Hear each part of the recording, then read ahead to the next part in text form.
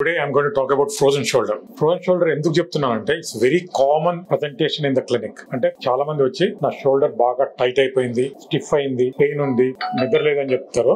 వాళ్ళకి కామన్ గా వచ్చేది ఫ్రోజన్ షోల్డర్. ఫ్రోజన్ షోల్డర్ ఎవరిలో చూస్తారంటే మిడిల్ ఏజ్ పీపుల్, అంటే మిడిల్ ఏజ్ అంటే అరౌండ్ 35 to 50 ఏజ్ గ్రూప్ వాళ్ళకి వస్తుంది. తర్వాత డయాబెటిక్స్ అంటే షుగర్ ఉన్న వాళ్ళకి, థైరాయిడ్ ఉన్న వాళ్ళకి వస్తుంది. సో టైప్స్ దీంట్లో స్టేజెస్ ఉంటాయి. సో ఫస్ట్ స్టేజ్ వచ్చేసి ఫ్రీజింగ్ అంటే మీకు ఐస్ తయారైతున్నప్పుడు ఫస్ట్ ఐస్ ఫ్రీజింగ్ ఉంటుంది, తర్వాత ఫ్రోజన్ అవుతుంది. తర్వాత ఐస్ బయటకు పెడితే ఏమైతే థాయింగ్ అంటే ఐస్ వాటర్ అయిపోతుంది. సో ఫ్రీజింగ్ లో నొప్పి ఉంటుంది, స్టిఫ్నెస్ ఉంటుంది. ఫ్రోజన్ లో నొప్పి ఉంటుంది, ఇంకా స్టిఫ్నెస్ ఇంకా ఎక్కువ పెరుగుతుంది. తర్వాత నెక్స్ట్ స్టేజ్ వచ్చేసి థాయింగ్ అంటే ఐస్ వాటర్ అయిపోద్ది. వాటర్ అయినప్పుడు పెయిన్ తగ్గుద్ది, షోల్డర్ మూవ్మెంట్ కూడా ఇంక్రీజ్ అయ్యింది. సో ఈ అన్ని స్టేజ్లు కావడానికి 6 months to 3 years పడుతుంది. ఇది సెల్ఫ్ లిమిటింగ్ కండిషన్. అంటే కామన్ గా నువ్వేం డాక్టర్ ఏం చేయకపోయినా కానీ తగ్గిపోద్ది ఫిజియోథెరపీ.